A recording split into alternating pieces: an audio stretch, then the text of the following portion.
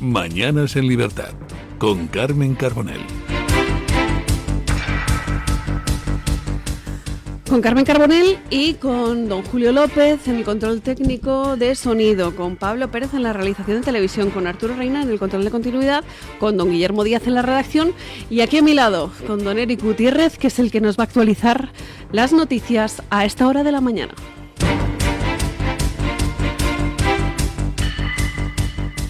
Israel insiste en que las negociaciones con Hamás deben estar ligadas a la liberación de rehenes. Desde el gobierno israelí argumentan que la situación actual se produce después de que Hamás rechazara la propuesta de alto al fuego. Por otro lado, Egipto ha presentado una nueva propuesta para restablecer el alto al fuego. El objetivo es detener la reciente escalada en la Franja de Gaza y avanzar en la segunda fase de negociaciones. La propuesta enviada de manera urgente la noche del domingo plantea que Hamás libere a 5 rehenes israelíes, entre ellos un soldado con doble nacionalidad israelí-estadounidense, a cambio de una tregua de 40 días. Durante este periodo se buscará facilitar las conversaciones sobre un acuerdo más amplio.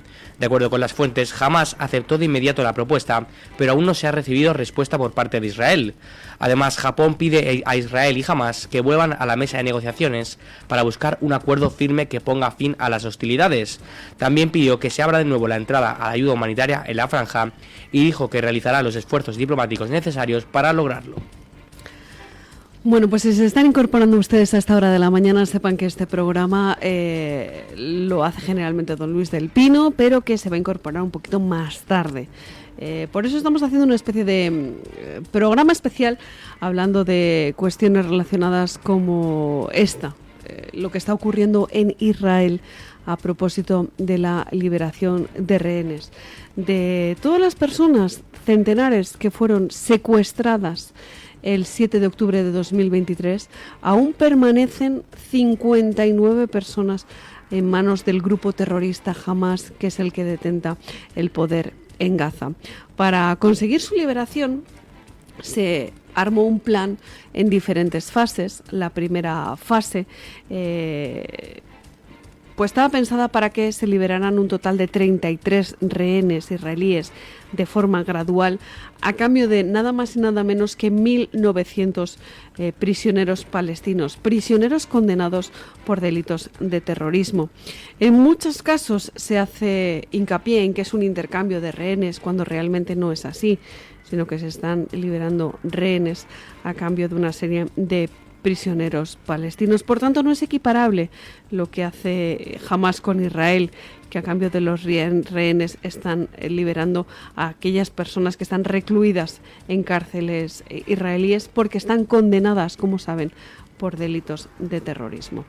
Que jamás haya aplazado la entrega de rehenes hasta nuevo aviso es algo realmente duro para todas esas familias de esas 59 personas que están todavía en manos del grupo terrorista. 59 personas de las cuales se creen que aproximadamente unas 20 habrían perdido la vida y otras 30 todavía estarían vivos.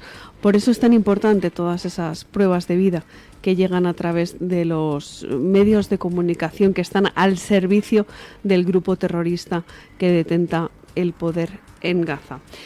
Por supuesto, lo que están pasando los gazatíes es algo terrible, pero es muy complicado romper ese bucle de violencia y sobre todo la cultura del odio y el extremismo que viven los habitantes de Gaza, que están atrapados precisamente por ese gobierno de un grupo terrorista. Hay que hacer también hincapié en lo que pasa con los países árabes, la hipocresía de esos países árabes, que hasta que Donald Trump no ha decidido hablar de esa opción de hacer una Riviera Maya en Gaza, ¿no?, de ese Gaza al lago, no han querido poner el foco en lo que estaban sufriendo todos los gazatíes. ¿Qué pasa con todas esas personas? ¿Qué pasa con esos acuerdos a los que presuntamente quiere llegar Egipto? Pues tendríamos que poner realmente el foco en cuáles son los intereses de todas esas naciones que se involucran, por así decirlo, del bando árabe.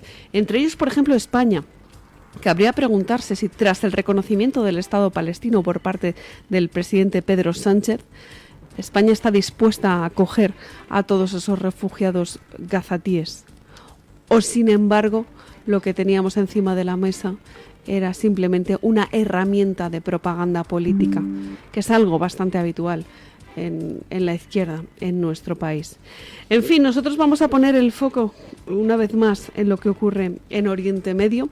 Ya saben ustedes que he tenido oportunidad recientemente de conocer lo que pasa allí gracias a un viaje de prensa organizado por Fuente Latina, y eso te permite tener una perspectiva de Israel de una manera diferente y sobre todo de cómo están acostumbrados a vivir en tiempo de guerra, cómo las alarmas, por desgracia, suenan de manera habitual en diferentes puntos del país, por supuesto en la frontera con Gaza, pero también en la frontera con Siria y Líbano, o por ejemplo en el mismo Tel Aviv, en el que a veces pues los ataques con los que amenaza Yemen hace que suenen las alarmas a mitad de la noche, y la población vive con completa normalidad el tener que bajar a los refugios en su día a día, puesto que están asediados por diferentes ataques balísticos. En fin, una situación bastante compleja en la que, como les digo, en esta casa en Radio Libertad vamos a poner siempre foco.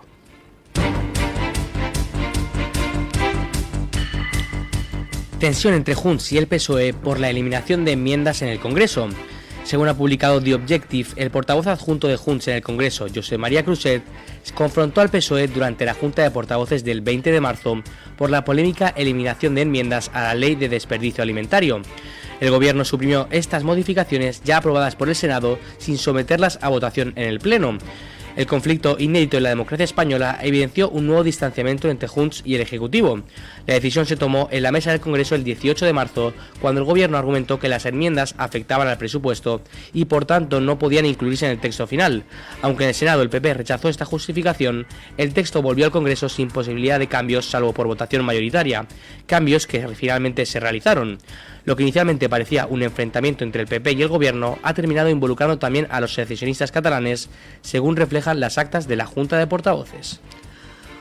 Pues verán ustedes, hay una cosa que hace muy bien el secesionismo catalán, que es el de cerrar filas en las cuestiones que para ellos son realmente importantes, como por ejemplo es la independencia de España. Y ustedes dirán, ¿pero por qué está alabando doña Carmen Carbonell estas cuestiones? Bueno, pues porque en algunas cosas quizás deberíamos copiar a los secesionistas, como por ejemplo precisamente en esa unidad frente a causas comunes. Ahora lo que estamos viendo en la bancada, por así decirlo, nacionalista, es ese enfrentamiento entre Junts y Esquerra Republicana, que estaban plantándole cara al Partido Socialista porque pueden, porque se sienten en la circunstancia óptima para decirle que no a Pedro Sánchez, como ha pasado también con los presupuestos. Ellos realmente tienen la sartén por el mango y esto lo ha conseguido precisamente gracias a unas posiciones en las que no se han movido un ápice a la hora de decirle a Pedro Sánchez lo que tiene que hacer y lo que no tiene que hacer. Estamos realmente todos los españoles sometidos a un chantaje, que es el chantaje que pues le están haciendo a Pedro Sánchez sus socios nacionalistas, los catalanes y también los vascos, pero en este caso lo que quieren ver muchos es esa división, una ruptura total entre Esquerra Republicana y Junts, que en algún momento determinado podría abrir una nueva guerra en Cataluña. Yo sinceramente, aunque muchos hablan de que es imposible la reconciliación de cara a un asalto final en la Generalidad de Cataluña, o de que quizás en Madrid pues cada vez se entienden menos y que por tanto hay una ruptura total de las relaciones conjuntas para con Moncloa, a mí me da la sensación de que estamos ante el enésimo teatrillo, en esa enésima guerra en el secesionismo catalán, que pasa precisamente pues por enfrentamientos con Gabriel Rufián en el Congreso de los Diputados, por precisamente ese supuesto enfrentamiento entre Oriol Junqueras por el control de Esquerra Republicana y Carles Puigdemont por el caso de Junts. En fin, lo que quieren cada uno de ellos es, por supuesto, llevarse el gato al agua en su ámbito particular. específicamente con el tema de la independencia de Cataluña. En fin, yo insisto, yo creo que lo que estamos viendo es el enésimo teatrillo y que realmente no estamos hablando de, en fin, una ruptura. A nosotros, como constitucionalistas, lo que más nos interesa es que precisamente ellos estén divididos. Cuanto más divididos, menos fuertes serán. Pero no sé, me da esa sensación. Yo les diría que no hicieran caso de todas aquellas personas que lanzan las campanas al vuelo, hablando precisamente de este enfrentamiento entre Gabriel Rufián y Míriam Nogueras en el Congreso, de esa falta de liderazgo, de esa falta de apoyos dentro de la izquierda secesionista y de la derecha más conservadora también nacionalista catalana, porque esas relaciones yo creo que van a seguir adelante y que aunque ellos quieran escenificar que se ha colmado el vaso de su paciencia, me da la sensación de que tenemos cuerda para rato.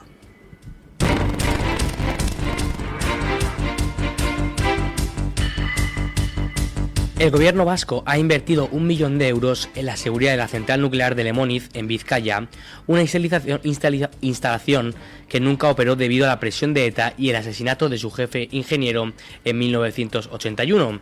Iberdrola, la empresa promotora, se encargó del mantenimiento hasta 2019, cuando el gobierno vasco asumió el control de un proyecto que hasta ahora ha abandonado, pero que los reactores ya están construidos. El Ejecutivo vasco ha propuesto varias alternativas para reutilizar la central como una piscifactoría, pero sin éxito. Desde 2021, la seguridad ha generado un gasto de 1 millón de euros en 2 contratos, uno por 300.000 euros adjudicado a Cesis Seguridad SL y otro por 735.000 euros a Alse Seguridad S.A. Bueno, pues vamos con una cuestión sumamente interesante que pasa en el País Vasco y que lleva pasando desde hace muchísimo tiempo con esa central nuclear de Lemóniz. Aquí se juntan ahora cuestiones interesantes, como por ejemplo, ¿por qué no funcionó esta central nuclear nunca? Y es que la amenaza de ETA circulaba en torno a esas instalaciones y el peligro que podía haber supuesto precisamente un atentado terrorista en esas instalaciones, y ahora vuelve a ponerse encima de la mesa el tema de esa central, teniendo en cuenta pues que se está hablando del desmantelamiento de diferentes centrales nucleares en nuestro país, un desmantelamiento progresivo en torno a esas políticas medioambientales que vienen impuestas en muchas ocasiones por la izquierda, pero últimamente también por la derecha del Partido Popular, que ha decidido adoptar y hacer suyo pues los fines de políticas buenistas como es el de la Agenda 2030. En fin, una cuestión que llamen ustedes mezcla política, mezcla terrorismo, mezcla cuestiones medioambientales y sobre todo esas políticas de sostenibilidad que lo que hacen es que sostienen el país en detrimento de los ciudadanos. Porque en muchas ocasiones se habla de la sostenibilidad y la primera sostenibilidad que tenemos que tener en cuenta es la sostenibilidad económica. Económica de una empresa, de una administración, de un país. ¿Hasta cuándo vamos a poner por delante de los intereses de los ciudadanos las cuestiones medioambientales? Sobre todo teniendo en cuenta algo que a veces se deja de lado, y es el ingenio humano. Hemos conseguido, gracias a la evolución del ser humano, ser cada vez más limpios, tener agua potable en muchos puntos del globo terráqueo,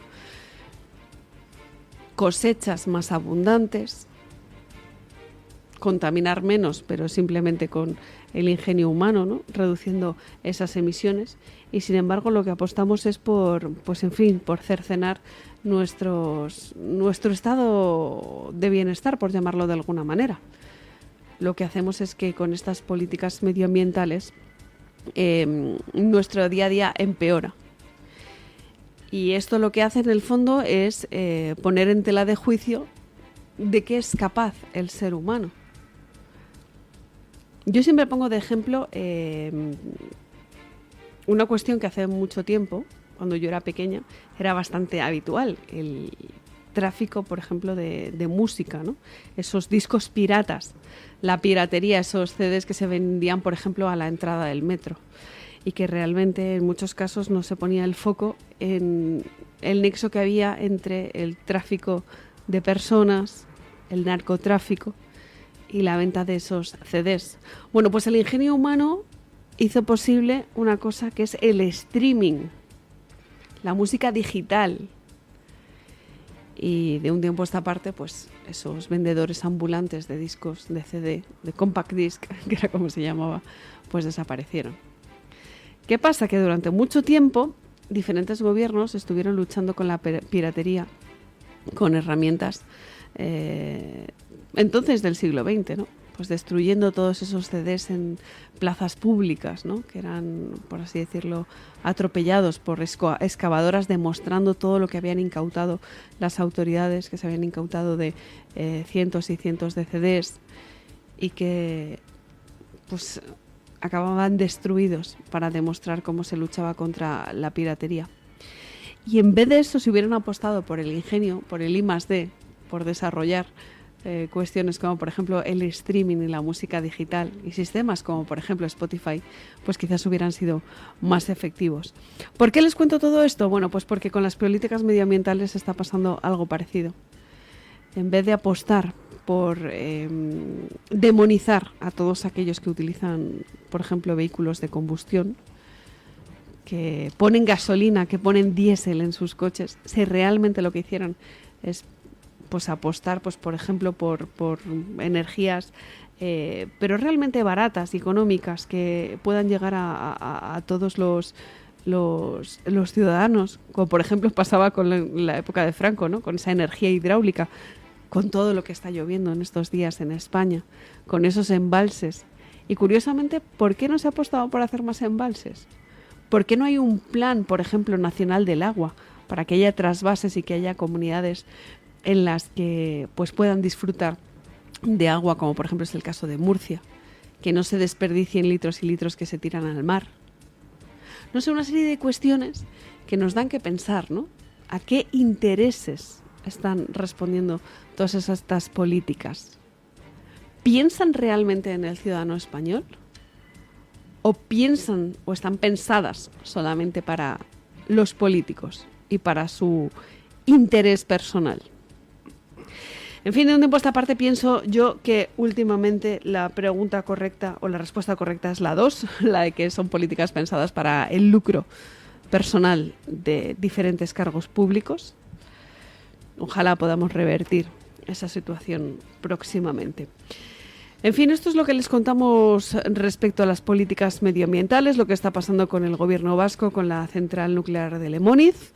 Pero tenemos que hablar de también Estados Unidos y de esas políticas arancelarias de Donald Trump.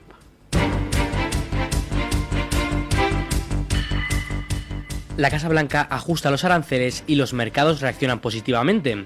Los mercados abrieron con optimismo esta semana tras el anuncio de que la administración Trump limitará los aranceles que entrarán en vigor el 2 de abril. En lugar de aplicar un conjunto de aranceles centrados en el sector industrial, la medida se reducirá a aranceles recíprocos, afectando a un grupo más reducido de países. Se espera que la administración imponga estos aranceles a las naciones responsables de la mayor parte de las importaciones de Estados Unidos, centrándolos en el 15% de los países con los que existen desequilibrios comerciales significativos. Entre estos países se encuentran Australia, Brasil, Canadá, China, la Unión Europea, India, Japón, Corea del Sur, México, Rusia y Vietnam, entre otros. Además, Trump ha anunciado un arancel del 25% a todas las importaciones de países que compren petróleo o gas a Venezuela, así como nuevas tarifas arancelarias para el propio país sudamericano. El presidente justificó la medida alegando que la Venezuela de Maduro ha sido muy hostil hacia Estados Unidos y las libertades que defienden. Bueno, pues en estas 2 semanas en las que yo he estado en Israel y en México han cambiado las cosas. Por ejemplo, con el tema de la política arancelaria de Donald Trump. Ya saben ustedes que en un primer momento se habló de que esto iba a ser el final para el comercio con Estados Unidos por parte de diferentes naciones, y lo que estamos viendo es una modificación progresiva de esos anuncios que hizo en un primer momento. Ya pasó a la hora de imponer esos aranceles, que en un primer momento se iban a poner en marcha en marzo, luego se pospuso a abril en el caso de México y en el caso de Canadá, y lo mismo está pasando con la Unión Europea. Pero lo más interesante es cómo están reaccionando los mercados. Ya saben ustedes que existe una mano invisible, y así lo contaba Adam Smith, que es la que regula los mercados cuando ocurren este tipo de fenómenos. Y así lo estamos viendo en las bolsas. Lo que hace Donald Trump es velar por el comercio en su propio país, fomentar lo suyo, ya lo saben, Make America Great Again, hagamos América grande otra vez, con esta serie de políticas, y sobre todo con estos acuerdos comerciales lo que hace es política exterior a la hora de castigar a dictaduras como la de Venezuela, y sobre todo a países que facilitan que esa dictadura de Venezuela siga vigente. Y con esto está señalando directamente a países como España, que saben ustedes que sigue comprando crudo a la dictadura de Nicolás Maduro. Estas son las relaciones que tiene nuestro país. ¿Prefiere estar del lado de Venezuela que del de Estados Unidos? Pues bien, ha llegado Donald Trump para agitar el tablero, y sobre todo para que cada uno tenga que enseñar sus cartas a la hora de decidir con quién quiere trabajar, a quién le quiere comprar petróleo, y sobre todo qué consecuencias puede tener eso para la población. Ya saben ustedes que si hay que trazar una línea, nosotros siempre vamos a estar del lado de la libertad. Y por tanto, con negocios como los de Venezuela, donde reina una dictadura, nosotros tenemos que estar justo en contra, enfrente. Porque la vida es así, hay que elegir posiciones, y si me dan a elegir, yo desde luego prefiero estar del lado de Donald Trump y de la libertad frente al de Nicolás Maduro y el de la dictadura. En fin, 8:24, momento de poner la mirada en Estados Unidos gracias a Voz Media, y en este caso lo vamos a hacer con don Alejandro Baños. Alejandro, muy buenos días. Muy buenos días. Hoy en Voz les informamos de la última batería de aranceles que ha aprobado Donald Trump. El presidente de los Estados Unidos ha anunciado nuevos aranceles del 25% contra los países que compren petróleo y gas a Venezuela. La razón que le ha llevado a establecer estos nuevos gravámenes es porque la dictadura de Nicolás Maduro ha enviado de forma deliberada y engañosa a decenas de miles de delincuentes a los Estados Unidos, según ha afirmado el propio Donald Trump. Continuamos con Estados Unidos y Venezuela, porque un informe de la inteligencia norteamericana ha revelado que la dictadura de Nicolás Maduro entrenó y envió a 1.800 miembros de la peligrosa banda del Tren de Aragua a los Estados Unidos. Hay que comentar también que 199 inmigrantes ilegales venezolanos que presuntamente son miembros del Tren de Aragua fueron deportados a Venezuela este fin de semana pasado.